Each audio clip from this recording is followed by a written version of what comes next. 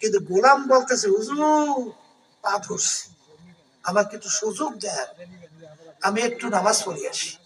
যা টিটকারি মেয়া যা। গোলাম মসজিদে গেছে নামাজের জন্য।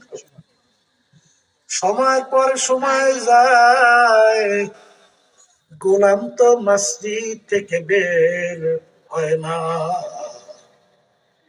জমিদার ডাক দিয়ে বলে গোলাম তুমি কেন আসো না? গোলাম মসজিদ থেকে ডাক দিয়ে বলে হুজুর আমাকে আসতে দেয় না।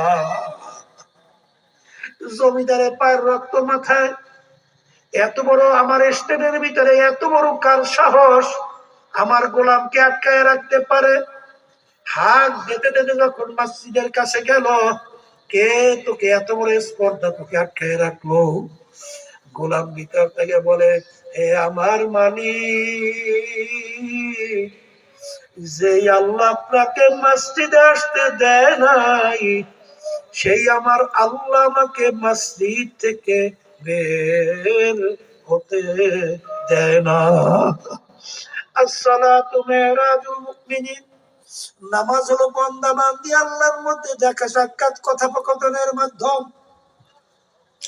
আলী রাদিয়াল্লাহু তাআলা আনহু পায়ের ভিতরে যুদ্ধের ময়দানে তীর ঢুকে গেল, এত ব্যথা হাত কাছেও নেওয়া যায় না। আল্লাহর হাবিব সাল্লাল্লাহু আলাইহি ওয়াসাল্লাম বলেন, আলী যখন নামাজে দাঁড় হইয়া যাবে তখন তোমরা তীরটাই না খুইলা ফেলো। এটা কিন্তু বুঝাবার জিনিস না, বুঝবার জিনিস। আলী রাদিয়াল্লাহু তাআলা যখন নামাজে দাঁড় হইয়া গেল, তীর ধইরা টানে। আলী রাদিয়াল্লাহু তাআলা আনহুর কোনো খবর নাই। দাঁত দিয়ে কামড়াইয়া তীর খুইলা ফেললো। নামাজের পরে তাকাইয়া দেখে তীর নাই। আমার তীর কি হইল? হুজুর নামাজে যখন ছিলেন তখন খুইলা ফেলছিলাম। বাজান রে, তাহলে নামাজের ভিতরে আমার মালিক মজা রাখছে না রাখে নাই? রোজার ভিতরে মজা আছে বাজান, সুন্নাত তরিকার উপরে চলার ভিতরেও মজা আছে। এই পথের প্রতীক ছাড়া কাউকে কোনদিন বুঝানো যাবে না। এই জন্য আমার বাজানদেরকে বলবো, পর্যায়ে মামুনদেরকে বলবো, বাজান যারা বেহেশতে চিরস্থায়ী শান্তির জায়গা যাইতে চান, দুনিয়ায় থাকা অবস্থায় কিন্তু কষ্ট করা লাগবে।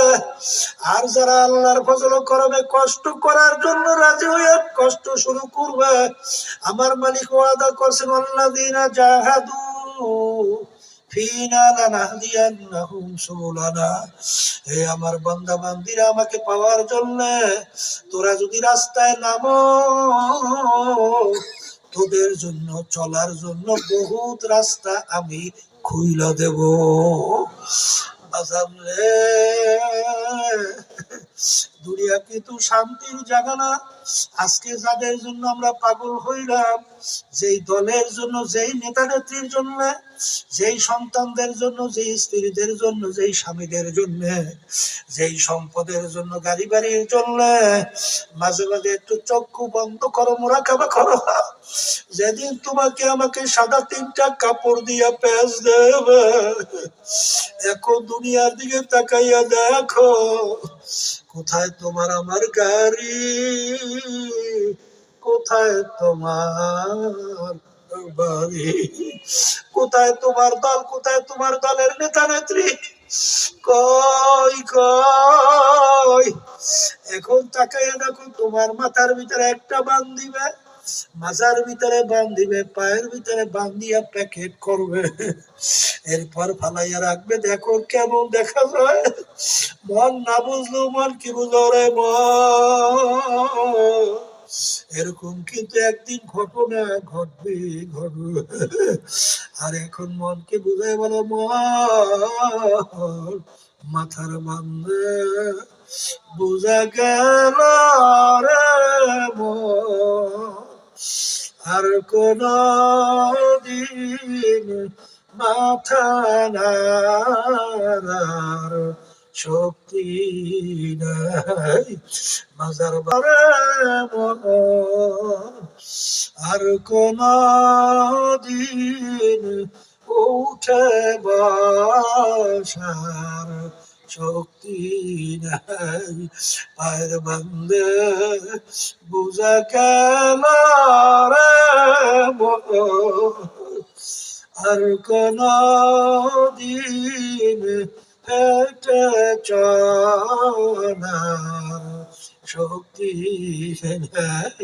এখন মনকে বোঝারে মন, যারা নাকি কষ্ট করতে করতে আল্লাহর ফজল করবে হায়াতের বেড়া পার কইরা যখন মাটির বিছানায় শোভা, আহারে যখন নাকি মৌতের বিছানায় শোভা, বাজার আমার মালিক ডাক দিয়া বলবেন, আজরাইল আমার বান্দা বান্দি বড় কষ্ট কইরা বেহেশত কামাই করছে, ওকে বেহেশত না দেখাইয়া মৌত করিও না।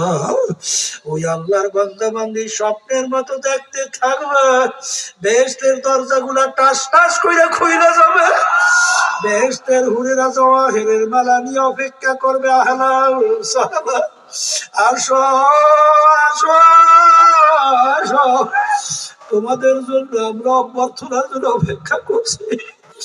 ওদিকে আল্লাহ কিভাবে যে আল্লাহর বান্দা বান্দির রূহ বের হইয়া যাবে, আল্লাহর বান্দা বান্দি টেরও করতে পারবে না। আর যারা নাকি আরাম দুনিয়ায় কইরা বেহেশত বাদ দিয়া, আর যারা নাকি জাহান্নাম কামাই করছো, হায়াতের বেড়া পার হওয়ার পরে যখন মৌতের বিছানায় পেটখানা ভাসাবা, আমার মালিক বাবা আজরাইল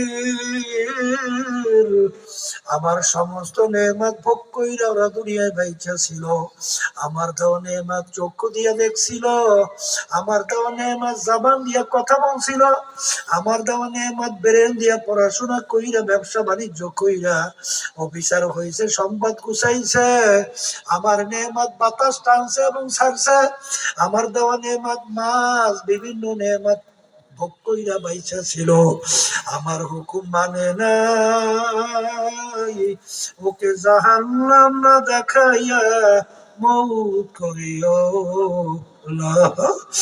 বারবার স্বপ্নের মতো দেখবা সালাম আসবে, তার মাথা আসমানে পাও তার জমিনে, এক হাত মাসিকে এক হাত মাগরিবে, দুনিয়া জোড়া তার শরীর, নীল রঙের মতো দিঘির মতো দুইটা চক্ষু, সমস্ত শরীরের ভিতরে লম্বা লম্বা কালো কালো কতগুলা পশম, প্রত্যেক পশমের গোড়া দিয়ে আগুনের জিহ্বা বাইরেইতে থাকবে। ওদিকে জাহান্নামের দরজা গুলা টাস টাস করে খুইলা যাবে, জাহান্নামের আগুন গুলো ধাউ ধাউ করে জ্বলতে থাকবে, সাপ বিশ্ব গুলো ঘুরাইয়া ঘুরাইয়া তাকাইয়া থাকবে। এই অবস্থা দেখে নাফরমানের রূহ তো তার বের হইতে চাইবে না, 360টা মাকামের ভিতরে পালাপালি করবে। আজায় সালাম বলবো, রে খবিস, আমার মালিকের নেয়ামত পাইয়া স্বাধীনতা পাইয়া দুনিয়ার ভিতরে যখন আমার মালিককে ভয় লাগেছিলি, আমার মালিকের হুকুম হয়ে গেছে তোকে ধইরা নেওয়ার জন্য, এই বইলা যখন খপ কইরা রুটাকে ধরবে, ধইরা যখন টাল মারবে, কলিজার রগগুলা সব সেইরা সেইরা নিয়ে যাবে। আল্লাহ আপনি আমাকে আমাদের সবাইকে মাফ করে দিয়ে, এখন নিয়ে কবরের ভিতরে রাখবে, কবরের ভিতরে রাইখা তোমাকে উপরে ছাউনি কাপড়, আল্লাহু আকবার, মাটির পর মাটি দেবে, কবর অন্ধকার। এখন নাফরমান দেখবে দেখে হারাইয়া, আরে আল্লাহকে ডাকবে, আল্লাহ আল্লাহ আল্লাহ।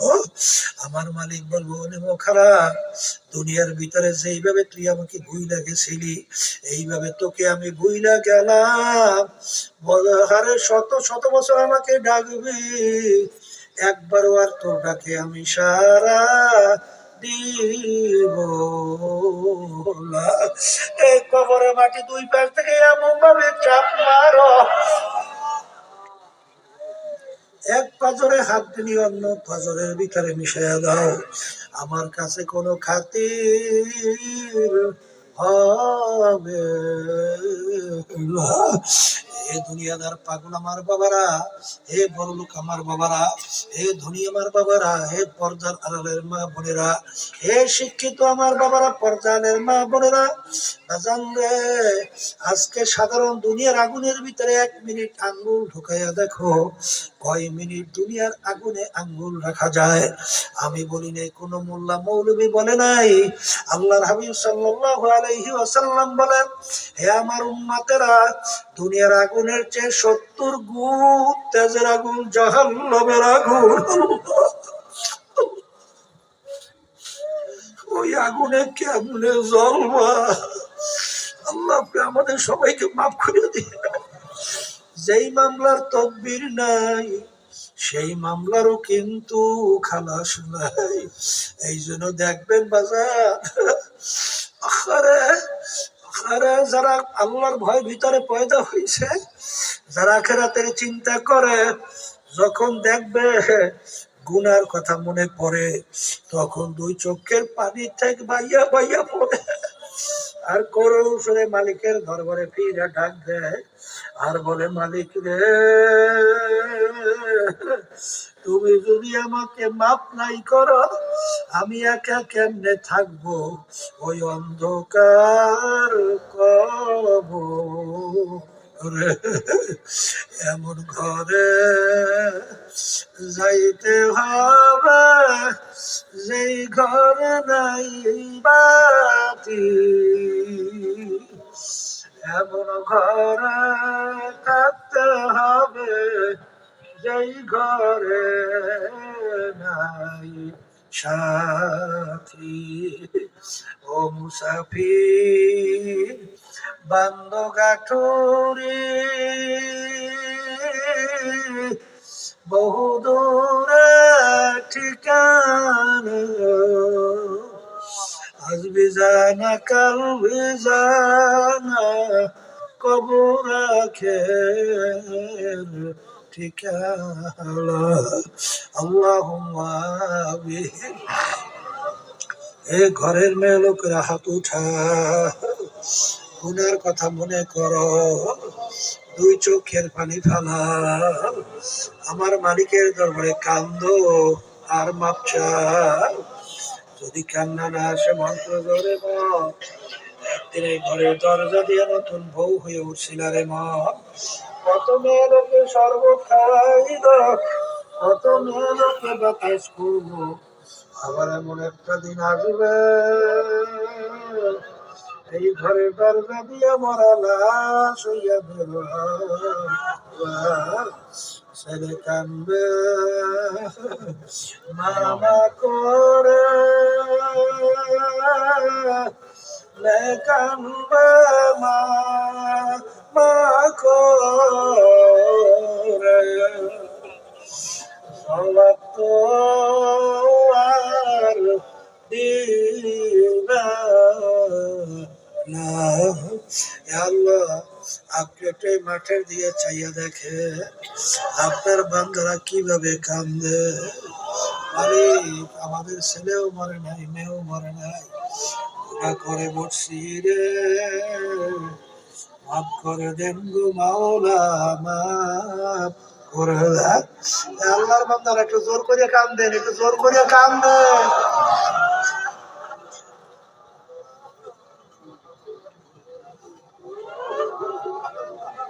সন্তান মারা গেলে চোখে পানি আসে, সন্তান নষ্ট হয়ে গেলে চোখের ভিতরে পানি আসে। তোমার আমার গুনার কারণে জাহান্নামের আগুন জ্বলছে, চোখের পানি ছাড়া ঠান্ডা হবে না। আল্লাহ, যাদের উসিলায় মাহফিল হইল, যারা মাহফিলের জন্য চেষ্টা কাটনি সাহায্য করলো, আমরা যারা মাহফিলে উপস্থিত হয়ে গেলাম, আমাদের সবের উপরে খাস মেহেরবানি নাযিল করেন আল্লাহ। আমাদের আম্মা আব্বা দাদা দাদু নানা নানু আত্মীয় স্বজনরা অন্ধকার কবরে শুয়ে রয়েছে, আল্লাহ দয়া মায়া করে তাদের কবরকে বেহেশতের বাগান বানান। সুবহানা রাব্বিকা রব্বিল ইজ্জাতি আম্মা ইয়াসিফুন, ওয়া সালামুন আলাল মুরসালিন, ওয়ালহামদুলিল্লাহি রাব্বিল আলামিন।